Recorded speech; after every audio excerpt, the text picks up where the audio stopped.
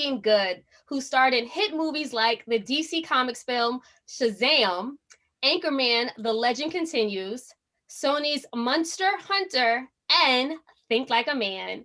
Thank you so much for being here with us today, Meagan. Thank you. Thank you for having me. No, of course. So, Meagan, I want to start with your new project, If Not Now, When, which explores the power of sisterhood. Number one, your performance in this film was phenomenal. Thank you. Uh, Number two, not only did you star in the film, but you co produced it and co directed it. So, tell us about it and what you want the audience to take away from it. Oh man, this film was a labor of love. It took us about 4.5 years to get it made, and we did everything, on our own. We had an incredible young investor come in, and we started to pitch the project to him, and he said, "Stop," and we said, "What?" He goes, "You had me at Black women. I've been raised by all Black women, so what do you guys need?" And just getting into the process, and initially we weren't going to direct it. We had another director, and while we were waiting for the funds to come in, she ended up falling out and she went on to another project, and we talked about, should we direct it together, and I was like, let me pray about it, and I prayed about it for 2 months, and then I heard God and felt God 3 times to say to do it. And so I was like, all right, Lord, I'm going to go meet up with Tam, who's my co-director, and I'm going to tell her in obedience that we can direct this together, but I don't have peace yet. And usually when you tell me to do something, I have peace. And I'm a little confused as to why I don't have peace, but I'm going to be obedient. But I need you to give me a sign, like an undeniable sign. And so I go to the meeting and I say, hey, Tam, God said that let's do this. And 8 minutes later, the bank called and said the money landed. 8 minutes later, after waiting 8 months for it. And, eight's the number of completion. So I was like, all right, Lord. And everything about it was just like a faith walk, and really a dream come true, because I was like, these are the kind of movies I grew up watching, like Waiting to Exhale, or, like in the action space of Set It Off or Women of Brewster Place. And these projects really shaped the way that I saw the world, and really let me see who I am and what I'm capable of being. And I was like, this generation, we do have a lot of content, but when it comes to these type of stories, a lot of times it's comedies, and they don't always show us as complex as we are, and let the drama be what the drama is. And a lot of the feedback that we got as we were trying to make this film was, well, I don't know if anyone really wants to see a Black female drama, and even in selling the movie, there was a lot of that. And um, to be able to accomplish it and to get it done and to sell it and to get it out into the world, and to have someone like you say that you loved it is everything, because it really is about giving back to each other. It is about breaking glass ceilings. It is about inspiring each other and letting each other know that we're worthy. And if we just put our minds to it, and, focus our energy on God and do the work, that we can really, really do anything. And those anythings can be really meaningful.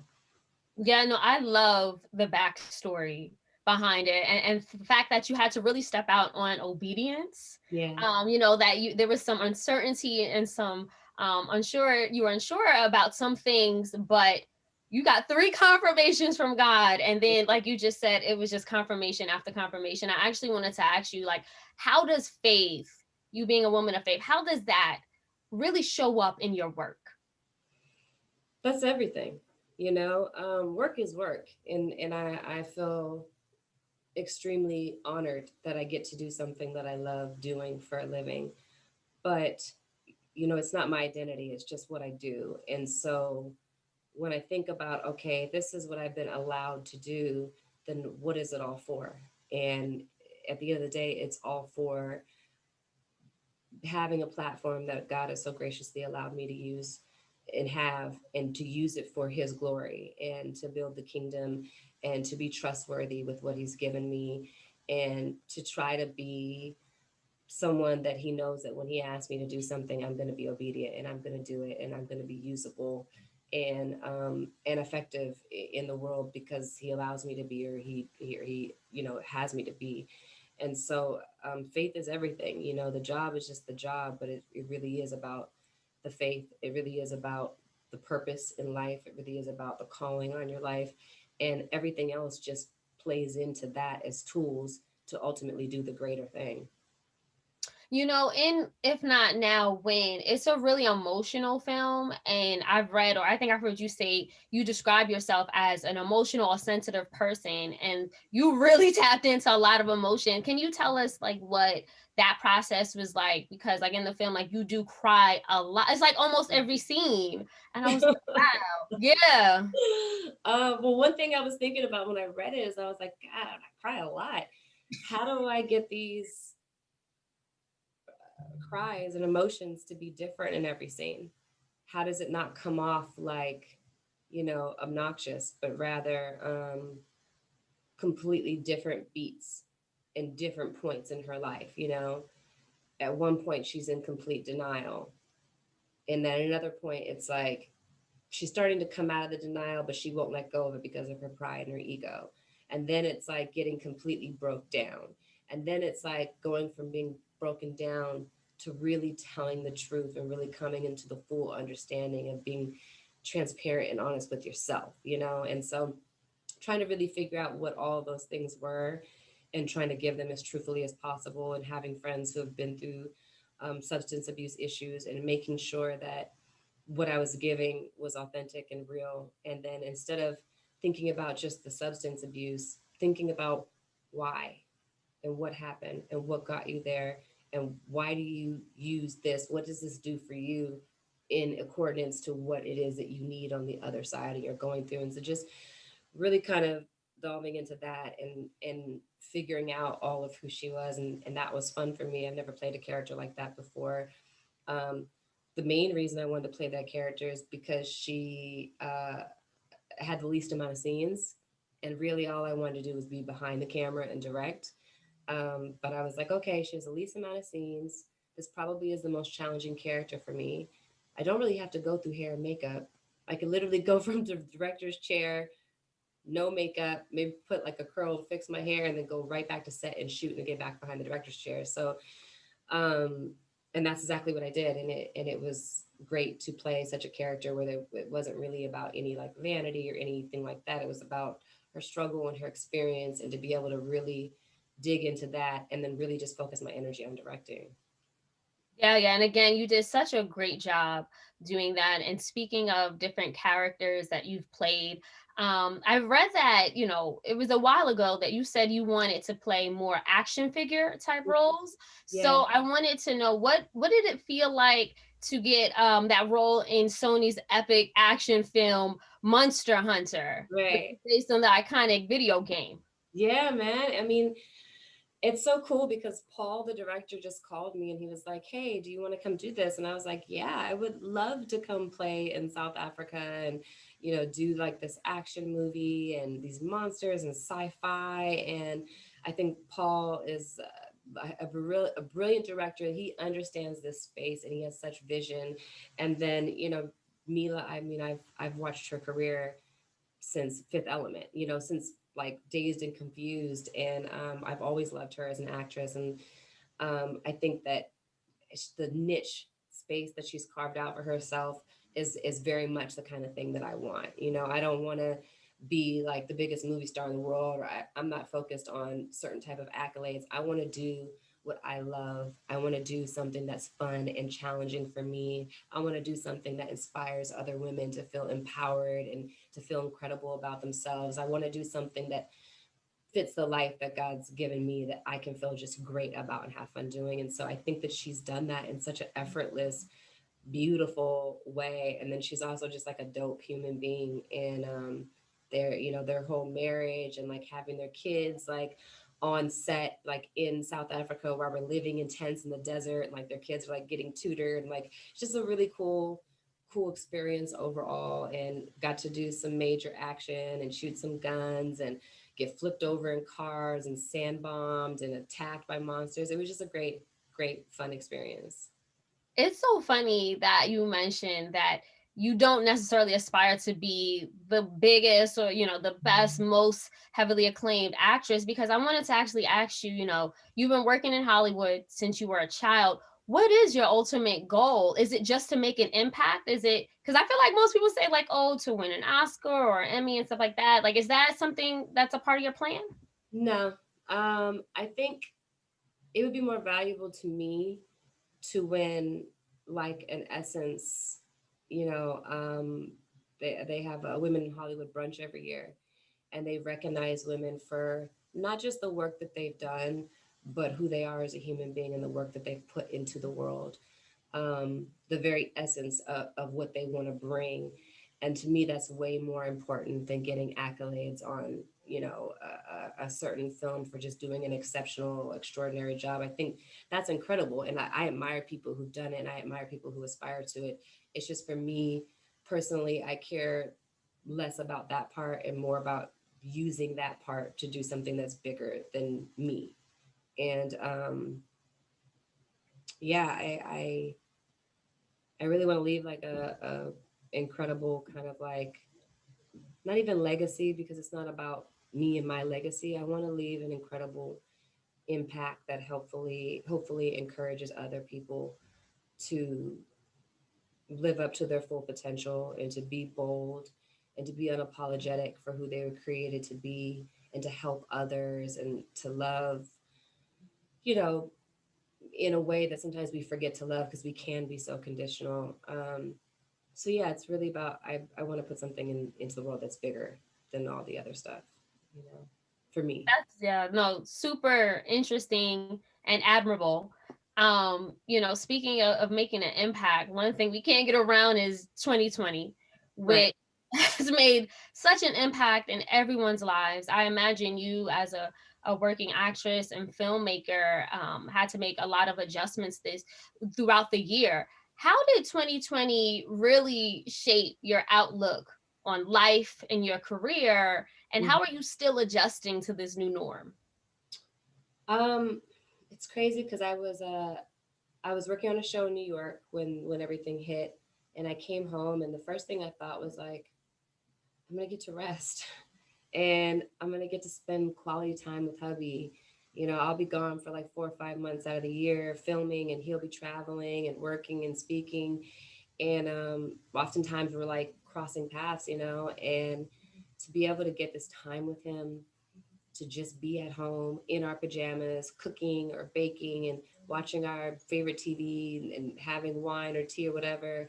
It's just so invaluable. I love it so much. And I'm super thankful for it. And then outside of that, you know, there were a few moments where I definitely got depressed when Ahmaud Arbery was murdered, and then when George Floyd was murdered. And it's it's been, in that sense, that's definitely broken my spirit in some ways, but it's also, you know, lit a flame where it's like, okay, you know, this is where, when you say it's bigger than you and you want to use this platform, well, God, how do you want me to use it? What can I do? What am I supposed to do? How am I supposed to do it? Just guide me. And I feel a responsibility, you know, to activism, to being useful, to being of service. And I think, you know, outside of that, it's been a lot of self reflecting, a lot of healing, um, a lot of time with God, a lot of getting perspective and saying, okay, God, you've allowed this time. So if you've allowed it, what am I supposed to get out of it?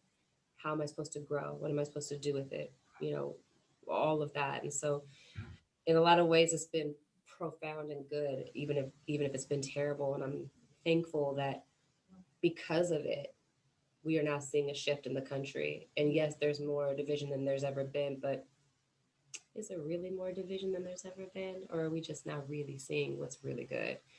And I'd rather it be in my face and honest, as much as it hurts. It is a little bit shocking, but it's also like, it's not like it's brand new. It's been there. I can just now see the other elements of it. There's elements that I've always been able to see that maybe some other folks couldn't as well as you, but then there's other elements that we didn't see that now we're seeing. And it's heartbreaking, but in the same breath, it's like I need to see it so I know how to do my part to fix and to heal and to combat and to be bold against and whatever it is. You can't really do that effectively when you can't see what it is. So. I'm thankful for it overall. Even though it's been horrible, I'm actually thankful for it. Yeah, and we're all thankful for the activism that you've done throughout the year. You hit the streets in LA.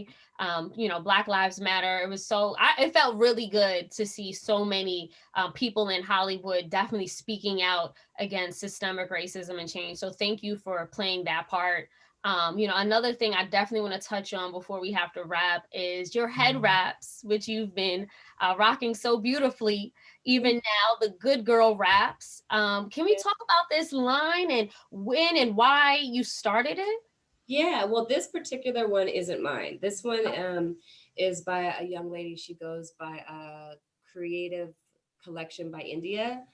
And I found her on Etsy, and I was just looking for like a turban, and I was actually wrapping one for a long time, and I was like, I just want one that I can just put on. And she's great, and I've just been trying to send her love and prayerfully send her business because I think she's super talented. And then um, outside of that, with my line, mine are like specifically for braids, twists, dreads, goddess locks, everything in that realm. And then also you could do it for curly hair as well. But I really wanted to create something that, when I would go and I'd work out and I'd have my goddess locks, I'd work out and I'd be jumping around, and my hair would just be falling everywhere. And it made it really challenging to work out. And then when I go to bed at night, trying to figure out how to wrap them so I could lay on them and just be comfortable. And once I developed the good girl wraps, I was like this. I mean, it's like night and day. I can work out comfortably. The good thing about them is whether you're working out or you're sleeping, if your body is hot, it will actually cool your head down. And if your body is cold, it will actually warm you up. And so it acclimates to the temperature of your body and keeps everything silky and beautiful and together and makes it last longer. And it's not too tight. And you can adjust it to like what you want it to be. And it doesn't come off at night. So super proud of them because I always said if I ever put anything out there, it would have to be something that I actually really, really use and stand by. And I do, and I love it. And I'll have my dreads back in about 3 weeks, and I'll be back in my wraps. Oh, I love your locks. I love your faux locks. They always look so beautiful. Okay, so just last thing, just to bring it back to if not now, when what does that phrase really mean for you in life? Because to us it seems like you're someone who always goes after things, whether you said like the line you're doing, the movies, directing, producing, you're always working with your sister, hopefully you do a collaboration with your husband again, but it's like it doesn't look like you ever wait for anything. So what does that phrase if not now when mean to you? I think for me it means, we are here right now today, and I think we spend so much of our time, if we just get here we'll be happy, or if we just get this thing then life will be better. And the truth is, you get those things and you realize those are momentarily happiness or better, that's all kind of relative. And so I think it's about being present in this moment, and about, if you're like, for me, when I go and work on a film, I'm separated from my family for a certain amount of time. And sometimes those days can be lonely, and sometimes it can be stressful. And I have to make up my mind that today, this is my life.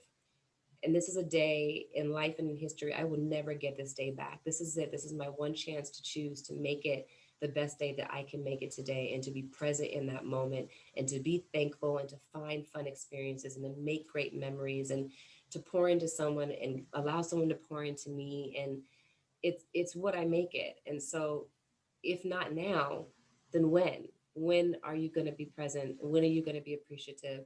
And if you keep making when about down the line, you might really truly miss it, because it's not about where you think you want to go or the thing you think you want to have. It's about what's happening right now. And so I try to live my life that way in every aspect. I don't ever want to look back and be like, those were the good days. Every single day I choose to make the good day. Absolutely. Thank you so much, Megan. If you want to let everyone know when and how they can find if not now when, please Yeah. do. Yeah, so we are in theaters January 8th. And we know this COVID world. So we also will be premiering on TV as well. And that will be forthcoming. But yeah, it'll be great. And I think that people will really enjoy it. And I'm excited for people to see it. Oh yeah, you guys will definitely enjoy it. So check it out. If not now, when co-produced, co-directed, and starring Meagan Good. Thank you guys.